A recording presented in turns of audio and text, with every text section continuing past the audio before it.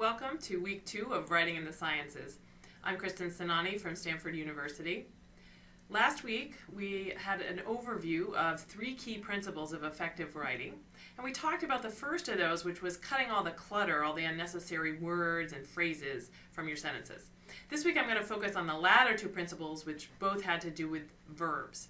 So the first one is we're going to talk about the use of the active voice, and then we'll talk about writing with verbs, using strong verbs, avoiding turning verbs into nouns, and keeping the main verb of your sentence up near the subject, close to the beginning of the sentence.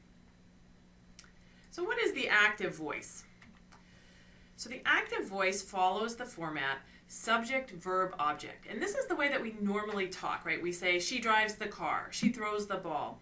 It's a very normal way of talking and a normal way of writing. And if you, as you'll see in a minute, if you change over to the passive voice, it starts to sound very awkward.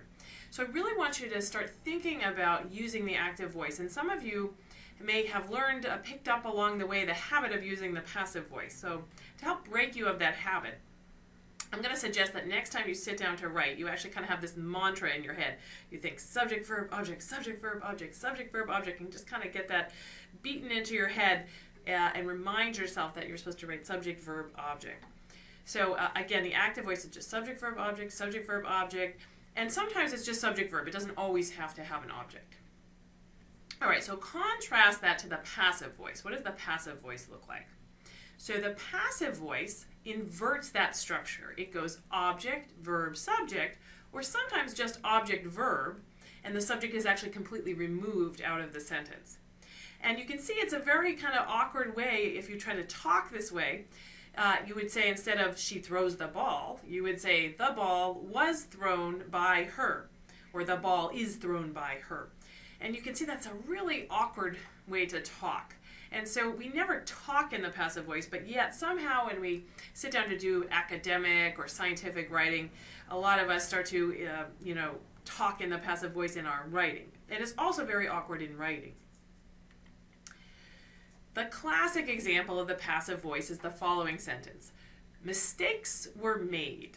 Now notice that's in the passive voice because the object, what was made, was the mistake. So the object starts that sentence. Then we get the passive verb, were made.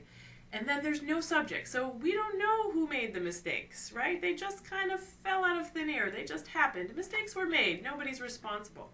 So the passive voice is a way that you can talk that sort of abdicates your responsibility, right? And so that's one of the reasons that it exists in the English language. You can recognize the passive voice by looking for the passive verb. And that verb will have 2 parts to it. It will have a form of the verb to be, that's is, are, was, were, be, been, or am. And then it will have a main verb that will be in the past tense. And that main verb has to take an object. It's what we call a transitive verb. It has to take an object or you won't be able to invert it into the passive voice. So a verb that takes an object would be, again, like she throws the ball. So the verb throws in that sentence takes the object, the ball. Contrast that to the sentence, she runs, where you're just talking about the athletic activity of running. If you say she runs, in that sentence, run does not take an object, so there's no way to turn that into the passive voice. However, if you said, she runs the company, then you could turn that into the passive voice because in that sentence, run takes an object, the company. So then you could say, the company is run by her. So that's the passive voice. And you can recognize it by looking for, again, a form of the verb to be connected to the past tense of the main verb. And what are the to be verbs, just to remind you, in case you've forgotten? Those are is, are, was, were, be, been, and am. And sometimes the be or the been is paired with something else, like you might see could be, or shall be, or will be, or has been. But you're looking for one of those to be verbs. So how do you recognize the passive voice? So you're looking for the passive verb that is a verb that's a to-be verb connected to another verb in the past tense, or you can just look for the structure object, verb, subject. So you kind of figure out what's the object of the sentence, what's the subject, and have those been inverted. And again, sometimes you will just see object, verb. That's an easier sentence to recognize as being in the passive voice because since there is no subject, it's pretty obvious that that's in the passive voice. So you're looking for object, verb, subject, or just object, verb. And I'm going to try to get you in the habit of recognizing the passive voice so that you can turn it back into the active voice. So here's an example of a passive voice sentence. I took this sentence from Strunk and White. It's a very classic little book. If you want to pick up something else to read for this class, it's called The Elements of Style. It's very short. It's very good. So if you have some time and want to pick something up to read, I think you can even get that one online. So they wrote the sentence, "My first visit to Boston will always be remembered by me." So you can see when you read that out loud how awkward and funny sounding that is, right? We don't talk in the passive voice. So that you can recognize it as the passive voice because it starts with the object. So you think about what was remembered. The visit was remembered. So the visit is the object of the verb remember. So here's my object. Then you get a passive verb. And again, you can recognize the passive verb because you have a form of the verb to be. So we've got will be. And then you've got the past tense of the verb that takes the object. So that's the remembered. So here's the verb. And then you get the subject at the end of the sentence. That's me, right? The subject is me in this sentence. So we get object, verb, subject. So how would you turn that back into the active voice? Well, of course, you would just say, I will always remember my first visit to Boston. That's a much more natural way to speak. And yet, in a lot of academic and scientific literature, we do this in our writing. We give that first version, my first visit to Boston will always be remembered by me. So you can see how funny that is and also how hard on the reader. So here's another example of a passive voice sentence. So it says, she is loved, which of course brings up all sorts of interesting questions like who is loving her. This is an example of a passive voice sentence in which there is no subject. So you can recognize the passive verb again because we have the to be verb is, and then we have loved, which is the past tense of love, which is a verb that takes an object. You usually love something. So we get our passive verb there. And then you think about, well, what's the she in this sentence? The she is not the one doing the loving, so she is not the subject. She is the one being loved, so she is the object of the love. And who is loving her? Well, we don't know that. That remains a mystery. So this is an example of a passive voice sentence where the subject has been completely removed and leaving it to be, somewhat of a mystery. Here's another example of a passive voice sentence in which the subject has been omitted from the sentence. So it says, cigarette ads were designed to appeal especially to children. So notice again, we've got the passive verb, the were designed, and the object, what was designed, is the cigarette ads. Now, who designed them? Well, when you read this, it's almost like they just kind of were designed that way. It just happened. It wasn't intentional. Nobody did it. Nobody's responsible. It just happened that way. So you can see, again, why people might want to use the passive voice in some cases. It takes away the subject. It takes away the responsible party.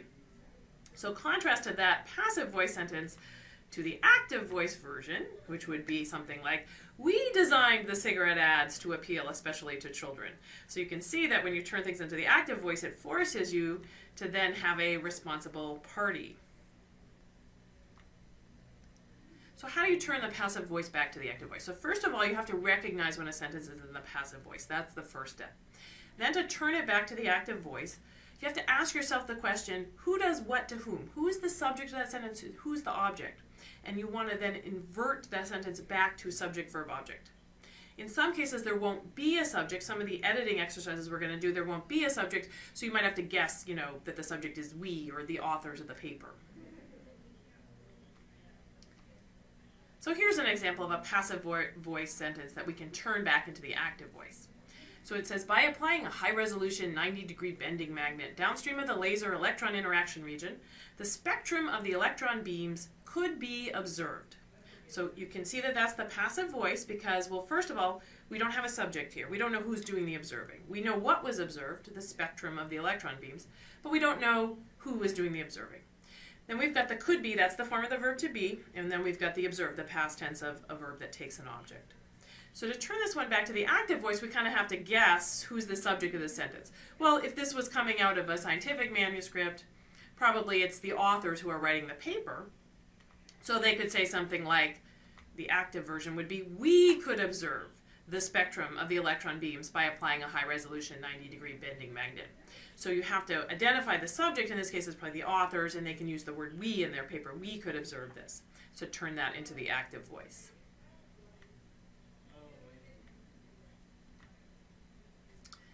So here's another example. It says general dysfunction of the immune system has been suggested at the leukocyte level in both animal and human studies.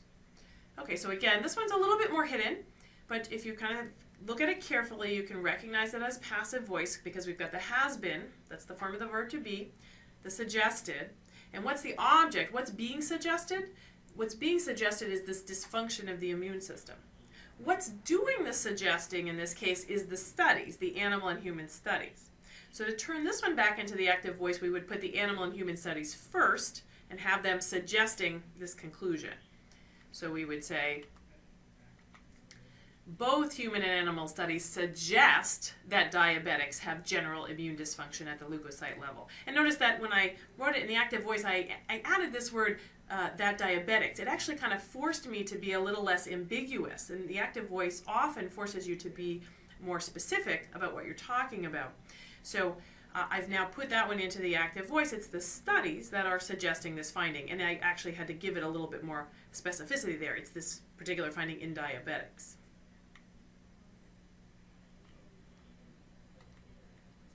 So here's another example. Increased promoter occupancy and transcriptional activation of P21 and other target genes were observed. Okay, so again, this is passive voice without a subject. So we don't know who was doing the observing. Obviously from the context of the paper, we could guess that. In this case, I'm going to assume it was the authors of the paper who were doing the observing. So we would turn this into the active voice by saying, we observed increased promoter occupancy and transcriptional activation of P21 and other target genes. And that's just a much more easy to read sentence, and all I've done is taken that first sentence, which was in the passive voice, and turned it into the active voice. And just that little change makes a big difference in the readability of that sentence. So here's another example in the passive voice. The activation of calcium channels is induced by the depletion of endoplasmic reticulum calcium stores. So you can see that the passive voice also is kind of like the cause and the effect come backwards, right? It's the effect was caused by the cause, right? So it kind of inverts everything. So we have to again think about, well, what's the subject here and what is the object? So the subject, what's doing the inducing, is the depletion of endoplasmic reticulum calcium stores. What's being induced is the activation of calcium channels. So again, we're going to want to turn that around. And turning this around, you'll see, is going to make this sentence a lot easier to read and a lot clearer. So we would say, depleting calcium from the endoplasmic reticulum activates calcium channels. And notice that I got rid of one of these extra words here because we had, that the depletion was inducing the activation. And when you put it in the active voice, you can see that you've got these two verbs. The induced and, well, activation is a noun that could have been a verb. So I took that activation and turned it back to the verb, and I got rid of the induced part because I didn't need to kind of say activates twice. So that makes that sentence a lot shorter, a lot crisper. So depleting calcium from the endoplasmic reticulum activates calcium channels. It's very direct. So that's one of the nice things about the active voice is it kind of forces you to be direct. It gives you a lot of opportunities to cut extra words and to be really direct. So here's another example. In the passive voice, it says, additionally, it was found that pretreatment with antibiotics increased the number of supershedders while immunosuppression did not. So notice how that sentence starts. It was found that. So again, we don't know who did the finding. It's, probably the authors of the paper. You could turn that into the active voice simply by saying, we found that pretreatment with antibiotics increased the number of supershedders. However, you could even be a little bit more direct. You could even do a little better than that because probably this is in the results section of their manuscript, and they probably don't need to start every sentence with we found that or it was found that. They can just say what was found. So they can you can cut out that whole little kind of clearing your throat, it was found that, and just say directly what was found. So in that case, the pre-treatment with the antibiotics becomes the subject. It's the pre-treatment with the antibiotics that increases, that does the action, that increases the number of supershedders. So we could rewrite this one in the active voice, getting rid of completely the whole found verb, to pre-treating the mice with antibiotics increased the number of supershedders while immunosuppression did not. The preceding program is copyrighted by the Board of Trustees of the Leland Stanford Junior University. Please visit us at med.stanford.edu.